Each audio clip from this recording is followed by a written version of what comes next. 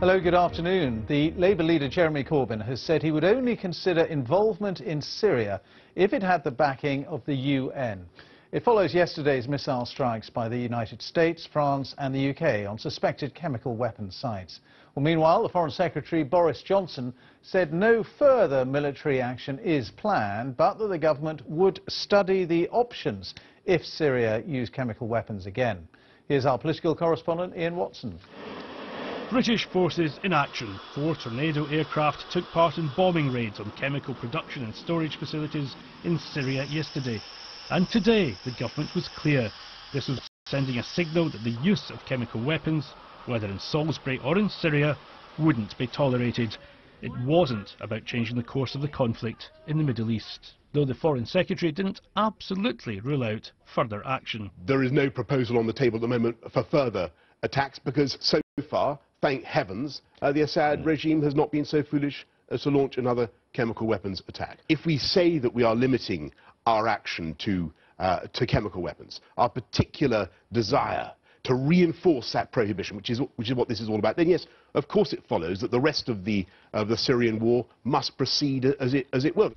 His justification for the action was in part that chemical weapons had been used here in Britain too, and he was dismissive of Russian suggestions that the UK could have been behind the Salisbury poisoning or had faked the Syrian attack. It is plainly an utterly preposterous and deranged suggestion. The Labour leader opposed the airstrikes and has called for renewed diplomacy to bring about a ceasefire. I can only countenance involvement in Syria if there's a UN authority behind it. The Russians vetoed UN resolutions on this 6 times now. There is no reason to think they will stop. Both sides have either vetoed or threatened to veto. There obviously has not been agreement. So what would he do if he had incontrovertible evidence that the Assad regime had used chemical weapons?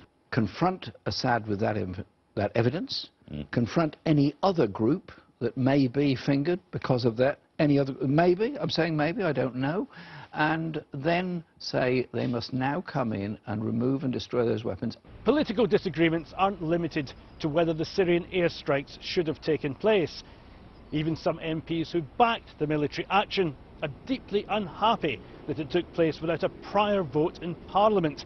The Prime Minister will address MPs tomorrow, but there are now calls for the law to be changed so that any action in future would have to be approved not just by the Cabinet, but by Parliament. Labour wants a new War Powers Act to give MPs a say. More immediately, the SNP is calling for an emergency debate. If there is to be any further change to the role of UK forces in Syria, any change to that or further change to that should be sanctioned by a parliamentary vote. The Prime Minister will hope this action doesn't have to be repeated, but even some of her own MPs will want greater scrutiny of her decisions.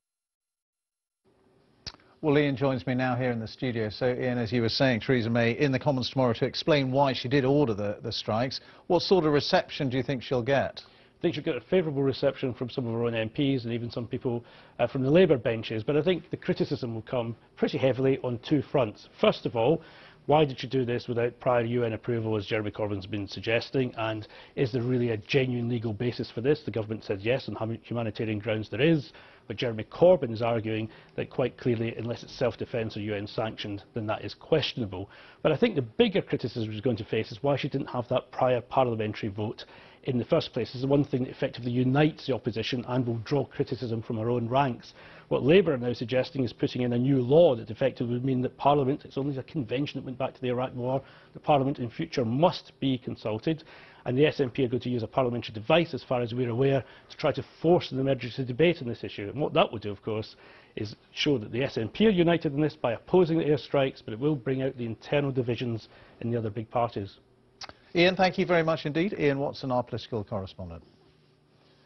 The founder and head of the world's largest advertising agency, WPP, Sir Martin Sorrell, has resigned less than a fortnight after the company announced that he was being investigated for misconduct.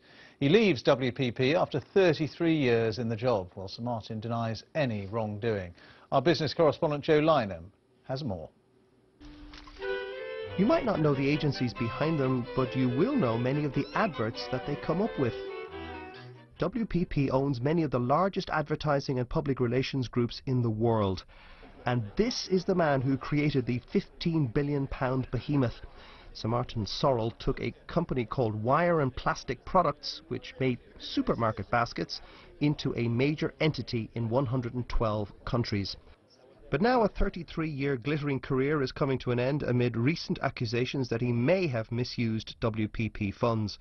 Although Sir Martin has strenuously denied any wrongdoing, he said it would be in the best interests of the business if he stepped down now. This resignation is a lot more than the use of company funds. Many believe that WPP is simply not growing like it used to. Tech giants such as Facebook and Google are placing ads directly with consumers and bypassing the advertising agencies controlled by WPP.